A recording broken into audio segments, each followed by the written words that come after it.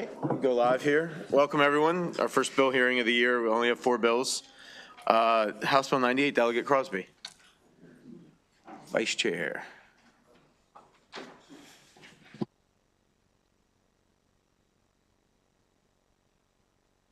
Good afternoon, Mr. Chair, Mr. Vice Chair. For the record, Delegate Brian Crosby. I am here to present House Bill 98, State Retirement and Pension System, forfeiture of benefits, and to respectfully ask for a favorable report. The bill is reintroduction from the last 2 years. It is extremely narrowly tailored, and it requires state employees who are convicted of, plead guilty to, enter a plea of nolo contendere for the crimes of rape, attempted rape in the first or second degree to forfeit their pension benefits. The crime in question must have been committed during the course of their duties as an employee. The bill will only affect employees who are fully vested at the time they committed the crime, and all of the original contributions plus interest accrued would be returned to such employees. The bill also has safeguards. That way we can prevent against unintended consequences. First, benefits may not be forfeited, or forfeited benefits shall be returned if the IRS determines that forfeiture or reduction of benefits will negatively affect or invalidate the tax qualified status of any of the retirement pension systems. Second, affected employees and their spouses, former spouses, children, and other dependents may file a claim within 1 year of the conviction for partial payment of the retirement allowance, and the court has discretion. In addition, the forfeiture may not impair or alter existing divorce decree or alimony or child support order. And finally, it is important to note that the employees would have their full benefits restored upon the overturning of the conviction. And to avoid running afoul of existing case law, the bill is prospective and would not apply to anything previous or that occurred before July 1st, 2025. And with that, I respectfully ask for a favorable report. Thank you. Any questions? And you're just here for information purposes? I am. Okay. Excellent. Don't see any questions. Right, that concludes the bill hearing. Thank you, sir. Let's move to Delegate Pasteur. House Bill 207. Huh? Oh, we did. Okay.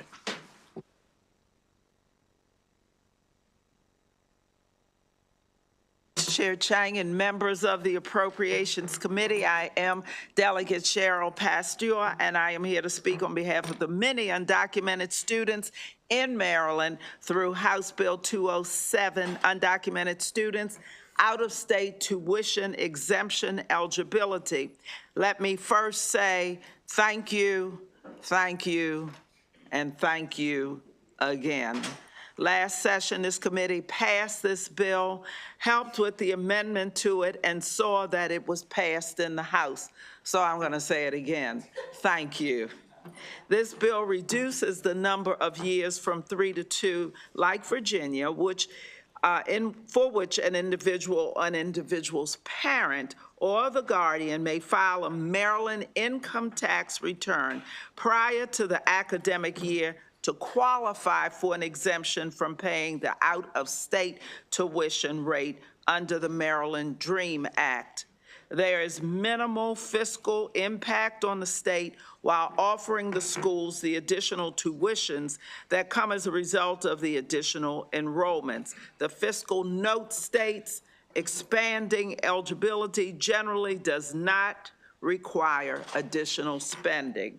As an aside, I just want to point out that this has now become very personal for me because one of the individuals who was killed when the Key Bridge was hit last year had a son. He was in my district, someone that I know from going to the church they attend regularly and interacting with them. So it is personal because we had to scrape, and the state, because there were 2 other people who were on that bridge who were killed and they had children, the state found money so that they could go to the community college. At the church, we found that money. And so it is imperative. Otherwise, they have to pay 3 times the amount of in-state because they're considered international students. So I'm asking you, I am confident that you will do the same thing this year and pass this, and that you will lead the Senate in passing this. Thank you. Any questions? Great, Nobody thank you said very that, much. so I'll ask the question. Any questions? Thank you very much, Delegate Pasteur, for representing the bill. Thank you. It's there any always a questions? joy, and Thank you. thank you. That concludes the bill hearing. again. The next bill is House Bill 144. It's a departmental bill, Board of Trustees of Maryland Teachers and State Employees Supplemental Retirement Plans renaming.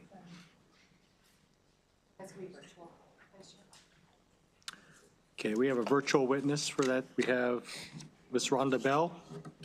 Yes. Thank you very much. This is the House Bill 144. If you'd like to provide your testimony. Oh, sure. Yes. Vice Chair Chang, is Chair Barnes available? Is he there? I just want to make sure. At this time, Chair Barnes has designated me to preside over the committee. Oh, okay. No, just wanted to, in my remarks, if he's not there. So I just want to thank you, Mr. Vice Chair, and members of the committee for the opportunity to provide testimony in full support of House Bill 144 today on behalf of the Board of Trustees of the Maryland Supplemental Retirement Plans. We think this is a great piece of legislation. We are very grateful that Chair Barnes has chosen to be the sponsor for this legislation. And we think removing the word teachers from the title of the board and the agency is something that's going to go a long way in providing clarification to state employees and others that might think that the supplemental retirement plans are exclusive to teachers in the state of Maryland. And I am hopeful, and we are requesting that the committee adopt a favorable report today, and I'm happy to answer any questions that you might have. Thank you. Great. Thank you very much, Ms. Bell, for your testimony. On behalf of Chair Barnes, we do appreciate that. Are there any questions from members of the committee? Okay, great. Thank you very much, Ms. Bell. That concludes the bill hearing for House Bill 144. The committee will now move on to House Bill 211. Delegate Foley, State Personnel Collective Bargaining, Graduate Assistants, and Postdoctoral Associates.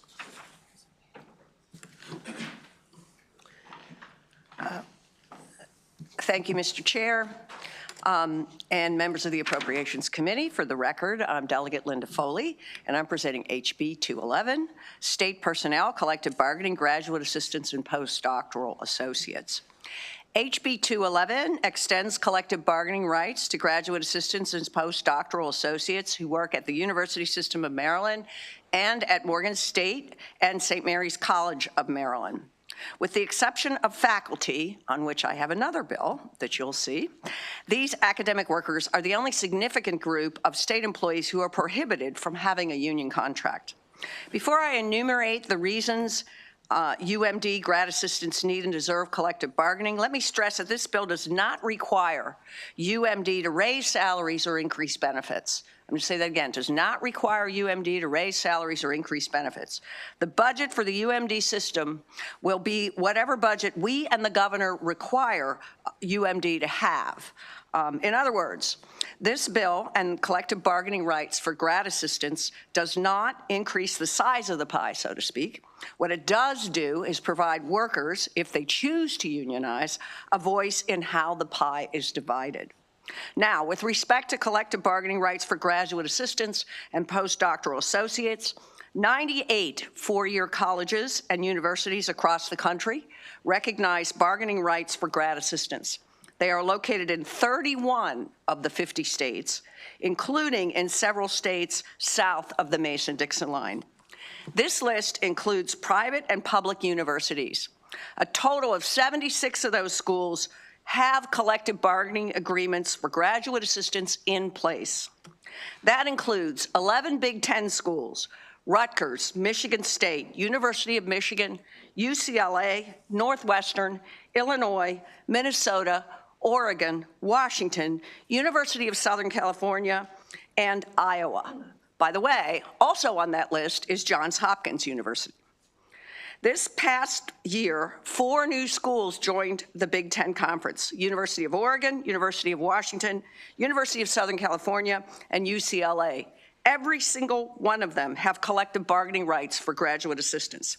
Yet our university system in Maryland refuses to provide such an opportunity for our graduate assistants. Around the country, more than 100,000 graduate assistants have joined the United Auto Workers Union alone.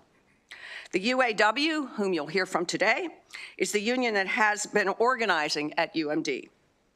There are at least 5 other national unions that are organizing graduate assistant members.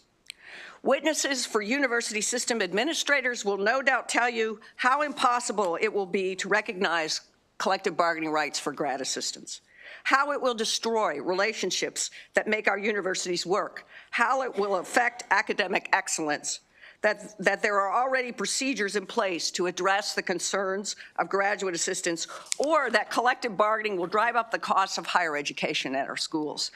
That is all fake news. If collective bargaining can work at Michigan, Harvard, Johns Hopkins, UCLA, Rutgers, Illinois, just to name a few, it can and should work at the University of Maryland. And if experience is any teacher, collective bargaining will likely improve the overall atmosphere and quality of education at our universities.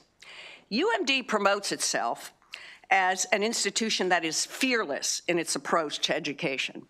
So let me ask you, why is the UMD administration so fearful of giving its graduate employees a real voice at work? Why are they so fearful of having collective bargaining for the frontline grad assistants who are the heart and soul of the university's research system? At the very least, a university system with a fearless reputation would not be afraid of letting its graduate employees have a say in their workplace conditions. A fearless university would, at the very least, remain neutral and not oppose the rights of its workers to organize. Thank you very much for listening today. I do have a panel of people following me, and I ask you to give a favorable report on HB 211. I'll be happy to answer any questions. Thank you. Great. Thank you, Delegate Foley, for presenting the bill. We do have your panel list here. If the following witnesses can come up: Matthew Brown, Isabella O'Malley, Donna Edwards. We have Alexandra Foley, who's virtual. And also Christopher Cano, or Cano. Christopher Cano. I'm going to guess. Okay. Okay, bill sponsor, if you could stay up at the table. Oh, I'm sorry. If you could stay up. There's a question. Bring up a chair. Yeah. Oh, thank you so much. Thank you. Sorry about that. Thank you, Mr. Chair. Okay, we have a, Costs may not necessarily go up. I'm just reading the fiscal note here. It says USM and MSU administrative and personnel expenditures may increase potentially significantly. So is that not true, or? I don't believe that that's true. It hasn't been true across the country. Again, as I stressed in my testimony, Delegate, collective bargaining is not about increasing the pie. We decide what the pie is here. We decide what the budget is for the University of Maryland system.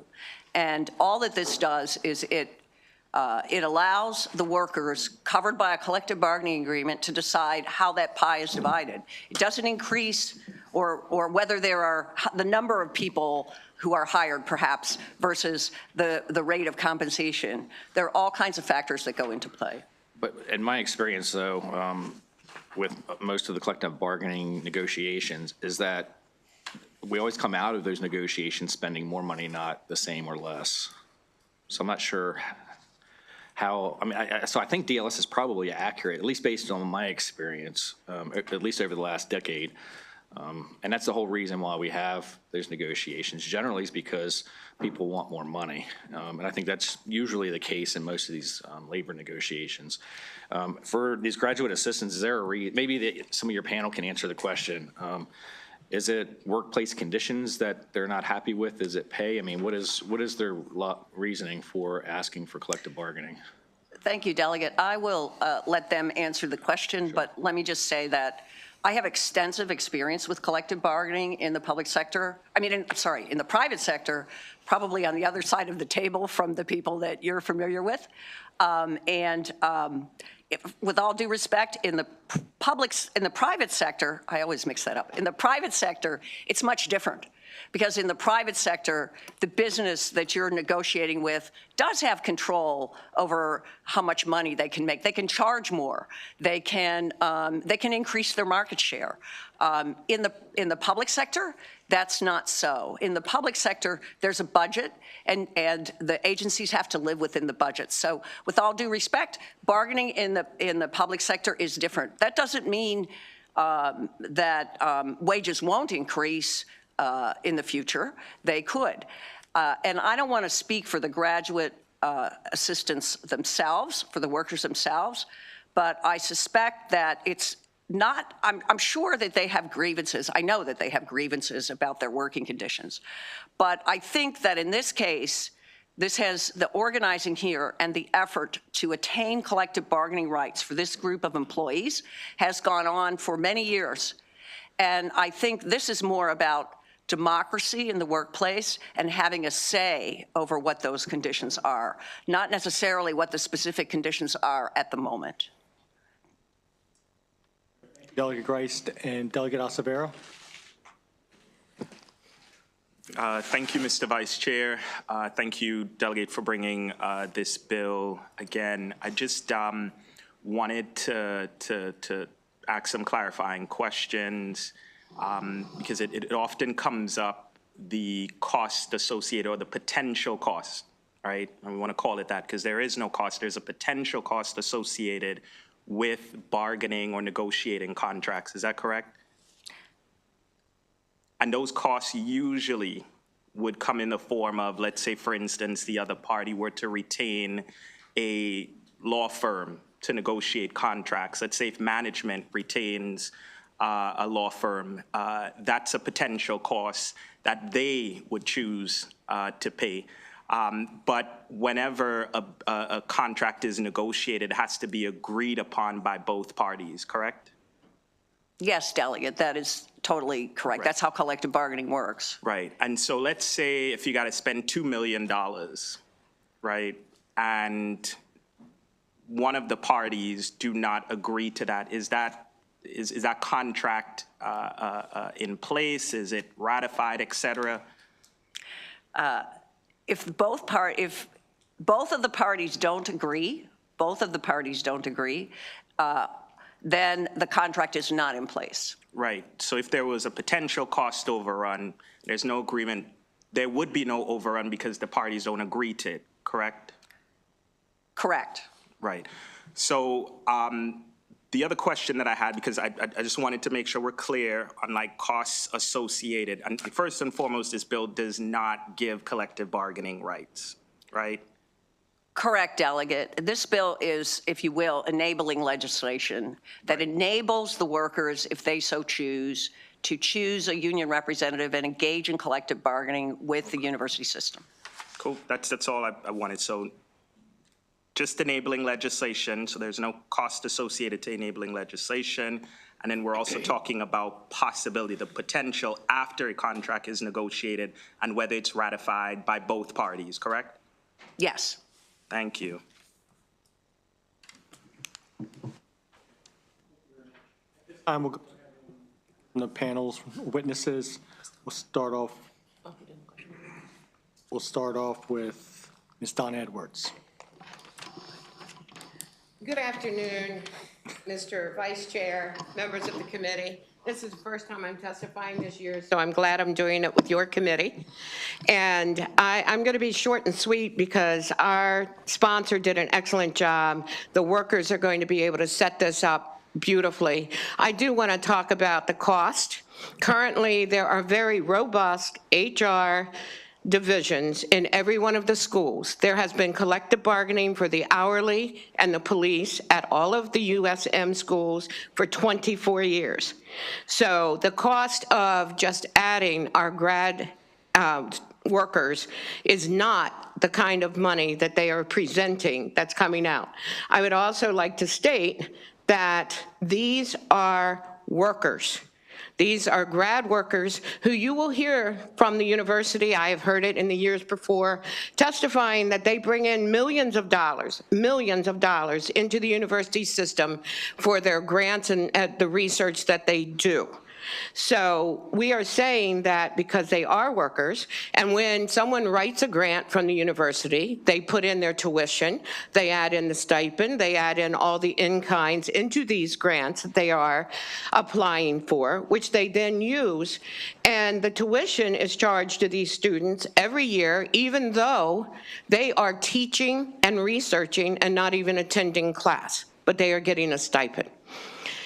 Let's be clear that the only thing this bill does is enable them to have the right to vote for collective bargaining if they want to so do it. It is not going to downgrade the scholastic reputation of USM, as you have heard from the sponsor. It is only going to enhance the fact that Maryland is not a Deep South state, and that our legislators, because it is your decision, is not going to be the obstacle that prevents and prohibits these workers who contribute millions to the education of hundreds of thousands from having the right to collectively bargain. Please vote favorably. Reminder to all the witnesses, there's 2-minute. Where's the clock? We need it. It's the first one, so we're working on it. Okay, there we go. I normally watch it. Thank you. Okay. I guess for today, we'll just listen carefully for our time. Oh, you're the, okay. Okay.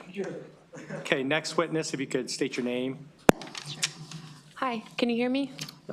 Hi, I'm Isabel O'Malley. I'm a research assistant and PhD student at the University of Maryland School of Public Policy.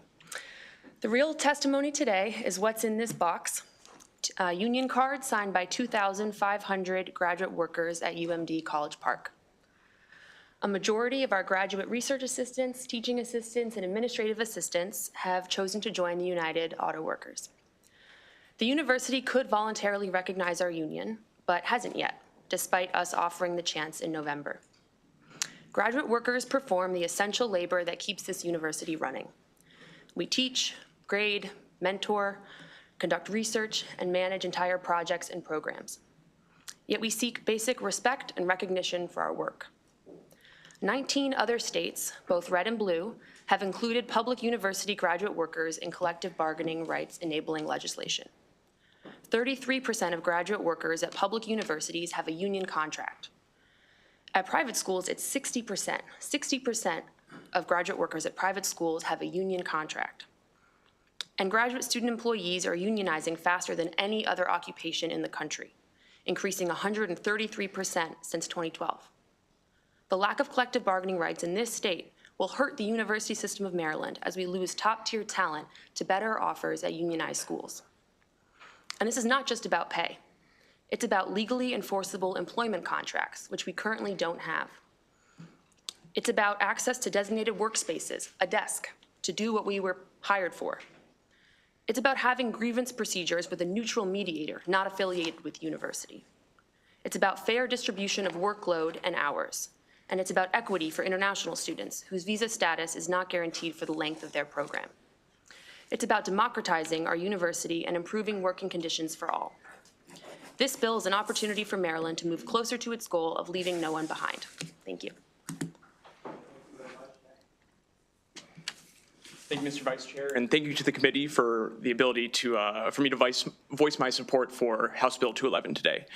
I'm Dr. Matthew Brown, and I'm a postdoctoral researcher at the National Institutes of Health in Bethesda. And I come to you all today not as a representative of the federal government, but as one of the approximately 5,000 unionized researchers of NIH Fellows United, UAW Local 2750, most of whom live and work here in the state of Maryland. I've also had the privilege of actually being a unionized graduate student here in Maryland. When I was earning my PhD in neuroscience at the Johns Hopkins University School of Medicine in Balmer, I was a member of Teachers and Researchers United, UE Local 197, which represents approximately 3,000 PhD students at Johns Hopkins University. Make no mistake, while I was earning my PhD, my union colleagues and I worked for that university. While I was there, I instructed students at the undergraduate, graduate, and medical school levels. I earned grant funding that directly supported the university. And last but certainly not least, I performed countless hours of fundamental neuroscience research in the lab, often on nights and weekends, that ended up being presented at conferences throughout the country and published in journals circulated internationally.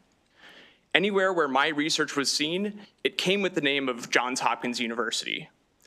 My participation in my union as a PhD student greatly impacted that, and graduate students are the foundation of three of the biggest measurables for how you measure the success of a university: student outcomes, grant funding, and research productivity. I enjoyed the privilege while I was a PhD student in Maryland, and the students at public universities in Maryland now deserve the same privilege. Thank you.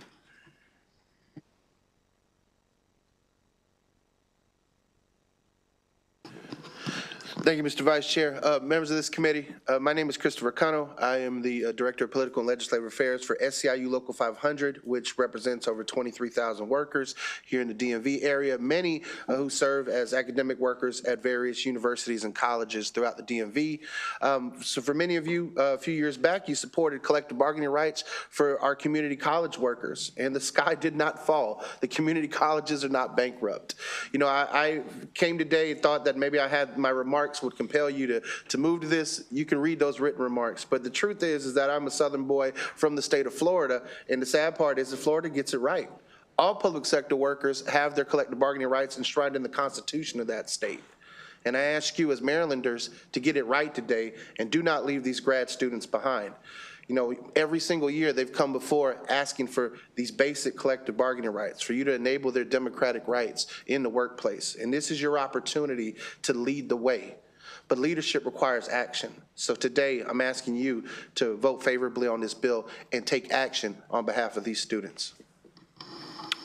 Great. Thank you very much for your testimony. Are there any questions from members of the committee for this panel?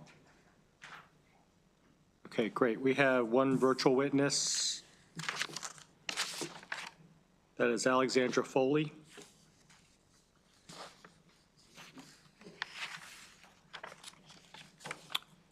Ms. Foley, thanks for joining us. You have 2 minutes to provide testimony.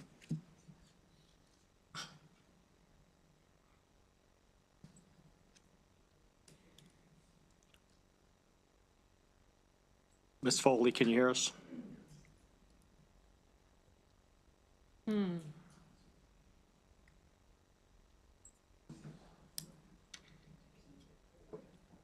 Okay, Ms. Foley, can you hear me? Yes, yeah. Okay, great. Can you hear me? Yep, thank you. All right, good afternoon. Good. If you could provide 2-minute testimony for the committee. Yes, absolutely. Good afternoon, Vice Chair Chang and members of the committee. My name is Alex Foley, and I'm the Assistant Legislative Director for the United Auto Workers. As you've heard, the UAW represents over 100,000 academic workers at public and private institutions of higher education across the country. Our members work every day to conduct groundbreaking research, teach classes, mentor students, secure grant dollars for the universities, and so much more. Their labor is critical to the missions of their institutions, and their ability to bargain collectively has made them better able to carry out those missions. At institutions like the University of California, USC, University of Washington, UConn, our members have secured increases in pay, protections against harassment and abuse, expansions in health coverage, enhanced job security, access to materials, protections against excessive workloads, and so much more. And our workers have bargained not just for themselves, but also to improve the quality of the education their students receive and the quality of the research their institutions conduct. Meanwhile, graduate assistants and postdocs at public institutions here in Maryland often face untenable and precarious work situations. Many are trying to put food on the table, pay rent, or support families. These workers, and yes, they are workers, the NLRB has ruled as such, and graduate worker unions exist at many schools, including the majority of those in the Big Ten. They deserve to have a real say in their workplace. More than 60% of UMD graduate workers have signed authorization cards to join the UAW, and they've asked for recognition from the university last fall. Please listen to them. At the end of the day, House Bill 211 is fundamentally about workplace democracy. The task before this body is not to resolve disputes about pay or benefits or workplace arrangements at specific institutions. Instead, the task is to ensure that there is an opportunity for those decisions to get made democratically, with workers having a real seat at the table. I urge you to support this bill. Thank you. Okay, thank you. Thanks for being with us. Has everyone on the panel testified? Okay, let's take questions for the panel. Delegate Solomon. Thank you, Mr. Chair. I'm sorry, I didn't get a chance to ask this earlier, but I was just curious, maybe to the sponsor or to Ms. Edwards, and thank you all for being here. Can you talk a little bit about what the fiscal situation is of the other universities that have this in place, and if anything changed when they did enable this new collective bargaining scheme? Delegate, thank you for the question. I don't have information on the fiscal situation of the universities that have. As you see, it's a wide array of universities all across the country and in different situations, and I'm sure in different financial situations. But seem to be doing fairly well, most of them. Yeah, but also, you know, I do know that there is evidence all across the country that when the graduate assistants organize, it has not significantly impacted their budgets. I think I can safely say that. And I don't know whether maybe the other Ms. Foley may know, may have a better idea of that. I don't know. I can jump in quickly and just say, you know, similarly, I think the financial situations of universities is very diverse across the country. But one thing that I would note is that, you know, the financials of a specific institution, that's information that is brought to the table during a collective bargaining process, and these are bargainable issues that can be taken into account by a specific institution and a union that is representing them. So I think like it's important to note that these are bargainable issues, and the question here is much more about, are we going to enable them to go to the bargaining table? Mr. Chair, if I may, I think Ms. Edwards has a comment. I would say that our experience has been at some of the USM colleges, they have chosen to spend a lot of money on anti-union lawyers during the process of collective bargaining that we've had for hourly workers. So some of this cost is a choice in who you hire or what you want to do as far as using. As I testified, there are very robust HR divisions in all of the schools. They're very experienced now with collective bargaining over the 24 years. So this would be an addition to their current HR divisions, I would say. Thank you. I'm happy that UAW is here, and I guess the last question I asked, we were talking about the difference between private sector collective bargaining and public sector. In the private sector, you know, if we drive up the cost of labor through collective bargaining, UAW is very good at it. I mean, they're probably the best in the world at bargaining. The private sector, though, at least historically, they can outsource these jobs if, you know, the cost of labor is you know, it goes up to the point where it's cost prohibitive. And they did that. We see a lot of manufacturing jobs now. You know, they moved overseas in Mexico. Unfortunately, on the public sector, though, if we were to drive up the cost of labor, we don't have that luxury of doing that. And we still have to balance budgets. And the only way we can really pay for those higher costs is either cutting costs somewhere else in the budget or raising taxes. So can you guys comment on that? Mr. Chair, may I? Yes. Thank you. So there is a way to increase, by the way, in this bargaining, with this group of workers, to increase the amount of money, and that's to go for more grants. So there is grant money that's available, as you've heard, that funds a lot of this work. That's number one. Number two, big difference between the private sector and these workers is in the private sector, and particularly with respect to the UAW, and you're correct, the UAW is really good at collective bargaining, excellent at collective bargaining. We saw that recently. But what happened recently with the UAW in the private sector? They went on strike. So they have an outsized power to be able to force the employer to increase the size of the pie, if you will. In the public sector, and particularly here in Maryland, that would not be the case because public workers do not have the right to strike. Any other questions? Thanks for being with us. Thanks for your advocacy. Yeah. What you do for Thank you. workers. We Thank you, appreciate Mr. you. Chair. Thank you, Mr. Chair. Thank you, committee. Thank you. All right, we do have some opposition from the system. We have Roger Ward, Allison Rinn, and Sherry Rojas. And then we'll take a second panel after that. So all three can come up. Whoever gets here first can start. Just was moving it out of your way. It's not my chair. Thank you.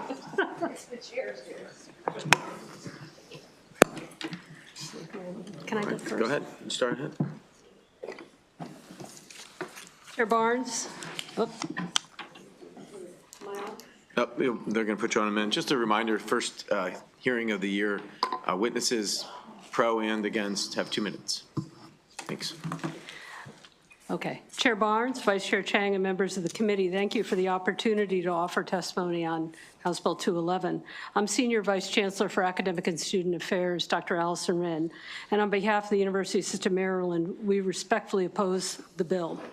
We have the deepest respect for the world-class graduate students and postdoctoral associates in the system.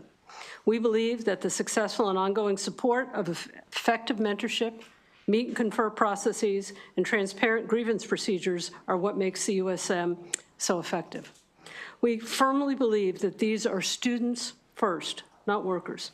The duties they perform are directly related to their status as students, and for most, if not all, it is aligned with their training as scholars and instructors. We have a USM policy on graduate assistantships, which provides clear guidance to the campuses on issues students have raised, including but not limited to mentorships, grievance procedures, and meet and confer. I will speak briefly on meet and confer and my colleagues on other issues. All USM campuses have meet and confer sessions. We've recently, at the Chancellor's behalf, on the Chancellor's behalf, dug into these to see how effective they are. We've met with small groups of students. We've talked to the presidents. We see that work needs to be done, and we're doing it. We are circling back. The students have information to share with us. And in fact, Chancellor Perman wishes he could be here today, but he's teaching. He teaches every Tuesday afternoon in clinical sessions. So as my colleagues share specific examples from our campuses on the ways we support our graduate students and postdoctoral associates, you'll see that we work together in a respectful manner to ensure the best outcomes for our students. We're concerned that with collective bargaining, this unique strength of public higher education in Maryland will be lost. Thank you. Thank you. Mr. Ward or Ms. Rojas? Thank you. Good afternoon, Mr. Chair and members of the committee. I'm Roger Ward, Provost at the University of Maryland, Baltimore, and I'll speak to the issue of postdoctoral trainees. While I deeply value the contributions of these trainees on our research mission, I urge caution in advancing this legislation for the following reasons. First, postdoctoral trainees are not traditional employees. They are primarily trainees in a mentorship-based model designed to prepare them for independent research careers. Collective bargaining could erode the mentorship that is essential to postdoctoral development. Second, UMB has approximately 300 postdoctoral trainees, with 65% of them on temporary visas. These non-residents face strict immigration and work requirements, which could conflict with collective bargaining agreements and create legal challenges affecting their ability to work in the U.S. Third, this legislation may affect research funding and competitiveness. Many postdoctoral researchers are supported by federal grants that have fixed budgets and strict cost regulations. Collective bargaining could result in increases in salary and benefits that may not align with grant funding, potentially causing faculty to reduce the number of postdoc positions and face challenges in maintaining research funding. Lastly, UMB already provides substantial support for postdoctoral fellows. Trainees are given competitive compensation that complies with NIH guidelines, access to professional development opportunities, and established grievance processes. I urge the committee to consider these unintended consequences and instead explore alternatives that enhance postdoc support without disrupting the delicate balance of mentorship, funding, and institutional flexibility. Thank you for your time.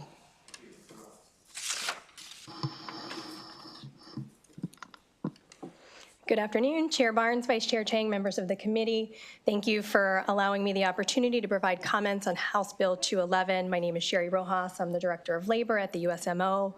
Just wanted to provide a little bit of context here. Characterizing the bill as just enabling legislation is a bit misleading. The reality is that there are union groups both at the table and on the sidelines supporting this legislation who stand to benefit financially from it and who will begin those organizing efforts immediately. The process for electing an exclusive rep is structured so that the actions and interests of a minority could bind the entire unit. Signatures collected on showing of interest forms are valid for 18 months.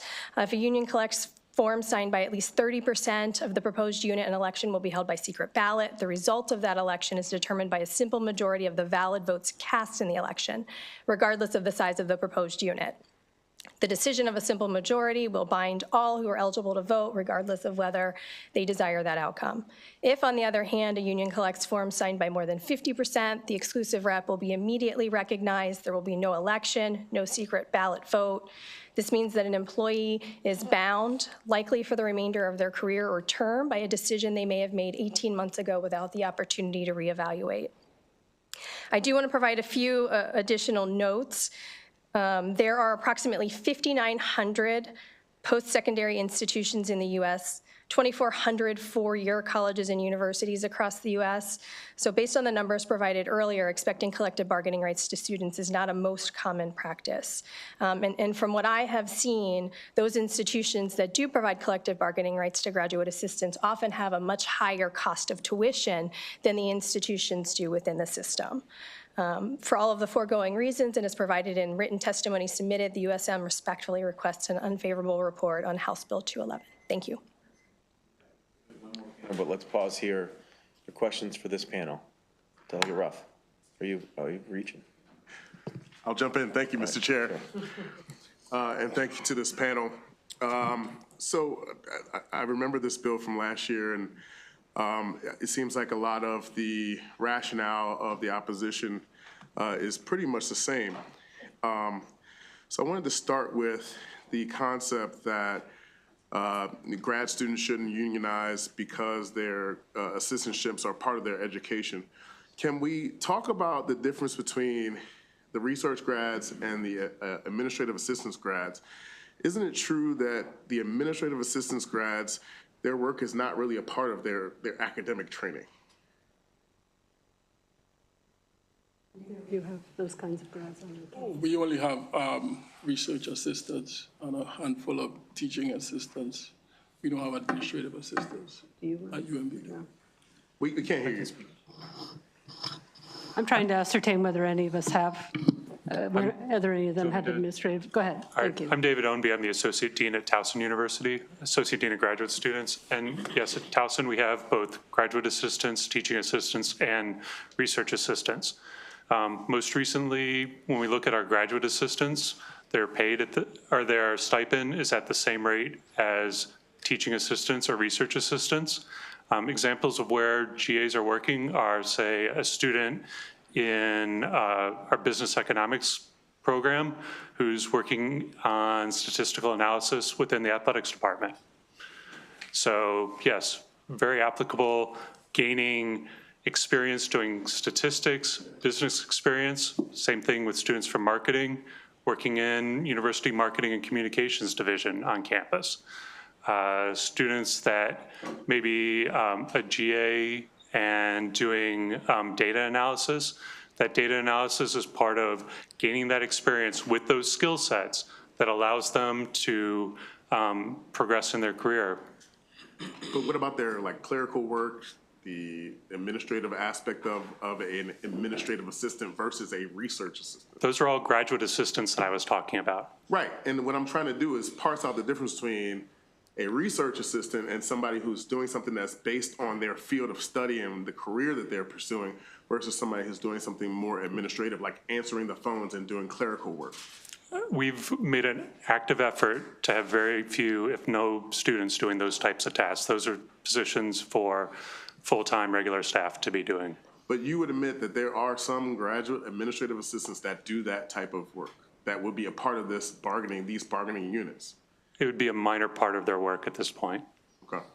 And then there's this, in my view, kind of a misnomer about the minority interests just taking over, you know, the overall interest of the unit. I mean, based on what you said, and I'm sorry, I missed your name. Sherry Rojas. Ms. Rojas? You would have to agree that the majority of the unit would have to agree with any interest that's being voted on before it would become binding on the entire unit, correct?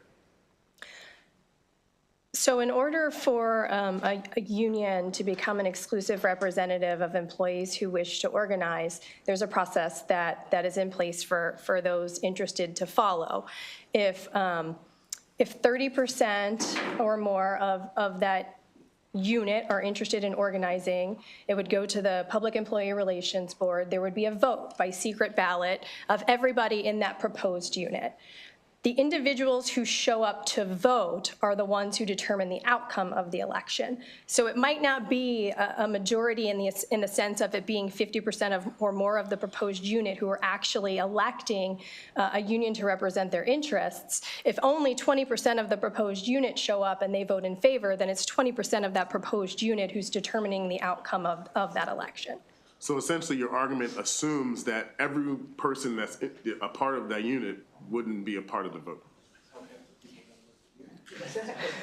I mean, that's how elections work. Whoever shows up gets the Right. vote. I don't know what you're going to do about that. Correct. So I'm not sure what the point is on that, but okay. Any other questions? Nothing further. All right. Delegate? Sorry, I was going to ask a rhetorical question of if a House of Delegates race happened and only 50% of the people showed up to vote in that race, does that mean that person still gets elected? Cool. Yeah. All right, you don't have to answer that. Thank you. But I think you've made the point. Any other questions for this panel? All right, so we do have, thank you all for being with us. Sorry, Delegate. Thank you, Mr. Chair. Just two quick clarifying questions, and appreciate your testimony and the bill sponsor as well. You had mentioned international students, and I wanted to wrap my head around that a little bit, that this would, how does this impact them? Because I know many of our institutions are actually trying to recruit international graduates to try to fill the seats, and it is actually a big marketing effort to grow our programs. Those international students really do rely on working. Many of them are teaching assistants. And so what was this visa issue that you mentioned? Can you clarify that? Yeah, I was not speaking about international students per se. I was commenting on postdoctoral fellows that are on temporary visas, work visas. And that for our population, 65% of our population, those work visas come with very strict work guidelines laid out by the federal government. And my point was trying to manage in a collective bargaining the rules and regulations around how many hours, the compensation paid to these individuals and so on, complicates an already complicated environment, especially for internationals. But those rules already exist, so in the framework, the federal rules already exist. So if international students are part of this engagement, it's not as though you will be developing those rules. You just have to work within the framework that exists. It complicates what is already a very complicated environment within which to make sure that these students are abiding by the terms of their visas. All right, thank you.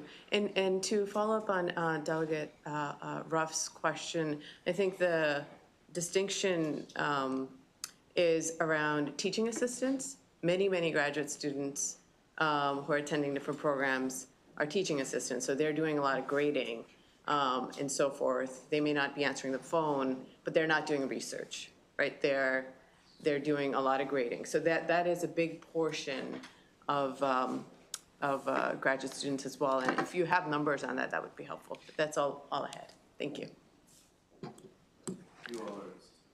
Get us numbers. Did you want numbers on teaching assistants versus research assistants? Well, I was just clarifying that teaching assistants are the ones who are not doing research, but are doing administrative sort of grading work. And the question is, how many grad students are working that are teaching assistants versus research oriented? We can certainly find out the work that teaching assistants do beyond grading, which is an instructional activity, which is part of the role of a faculty member that they're training towards. Okay. Thank you, Mr. Chair. I want to thank you all for being here today. Just wanted to follow up on the gentleman in the middle's comment around the visas and that complicating things, collective bargaining. You pointed out that with the visas, there's a certain amount of hours these students are expected to work, understandably so. Can that not then be, and is it not negotiated in contracts, the amount of hours workers are expected to work? As it relates to students on visas, they are held to their visa status. The number of hours that they're required to work is based on their visa status takes priority. I'm talking about international students now. And as it currently stands, it's a limited number of hours. I don't recall exactly when I used to do this work, and I did for a long time. It used to be 20 hours a week, depending on the nature of the work and what have you.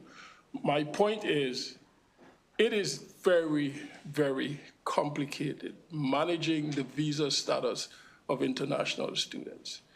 Our obligation to these students is to make sure that they do nothing that jeopardizes their visa status. And my concern is, in a collective bargaining agreement, where you have in that bargaining unit individuals that are not on visas, and you're bargaining to the whole for benefits, it complicates managing a collective bargaining agreement when members of that bargaining unit are non-residents, non-citizens on visa statuses that have very specific requirements as to what they can and cannot do. Right. I guess what I'm trying to understand is, and there are limitations in terms of hours that they're expected to work. Let's say that's 20 hours. Right now, I think in what graduate assistant policy, they may require graduate students or postdoctoral students to work 20 hours a week, right? And that's in graduate policy. I guess what I'm trying to find out is what's stopping, if there were collective bargaining, from doing the same thing, negotiating that in a contract, that graduate and postdoctoral associates can only work up to 20 hours a week. And that is something that's being agreed to by both parties. I guess I'm trying to understand, you know, why that just can't be negotiated and put in a contract so it's clear and it's something that all parties, including graduate students. I guess anything can be negotiated. We won't know until the negotiations happen, but it's not just the number of hours, right? It's also what they can be paid, especially when you're talking about postdocs. Some of that compensation is set by federal guidelines. So how much flexibility is there in the negotiation process to accommodate the unique statuses of these individuals? Gets to my point. It complicates the process significantly. Sure. And I'll just finish with saying is that, you know, I mean, the federal guidelines is sort of the framework within which you all have to operate. So, I mean, if they say a certain amount of hours, then you know that negotiating in a contract, this is the amount of hours you can work, this is how much you can get paid, this is what you're negotiating in a salary. So I guess what I'm trying to understand, where's the constraint in collective bargaining when all of those concerns that you mentioned could rightfully be negotiated and put into a contract? Right? Anything is possible, Derek. Okay. Thank you. Thank you, Mr. Chair. Thank you, Mr. Chair. Just a quick question, I guess, for the USM folks. So I was just looking at the list of peer institutions for just College Park, obviously, is our flagship school. And of the peer institutions, at least as I can find, only two of them actually restrict collective bargaining, and that's UNC Chapel Hill, University of North Carolina, and Ohio State, and those are state laws that restrict it.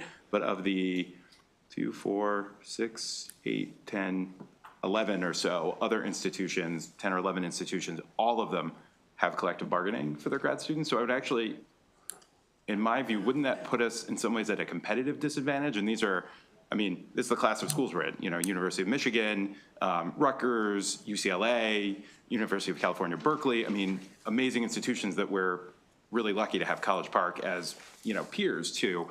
But I would think that would put us at a disadvantage if you're a grad student who can do research at one school versus another with the same caliber of professors and research that's available.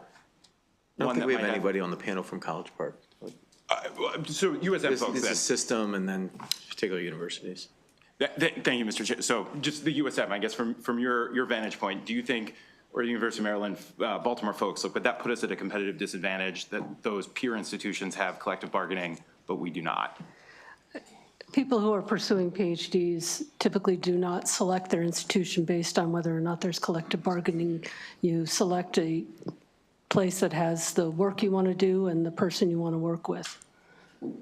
And just to add to that, I think the other consideration that folks are going to make when they're selecting which university they want to go to for their graduate studies is going to be tuition. And I think at some of the other institutions, tuition is higher.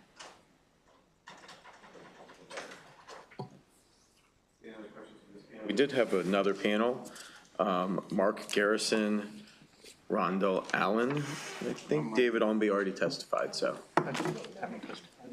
Answer the question. Okay, well, you were up there. You can stay this time. Okay, thank you. All right.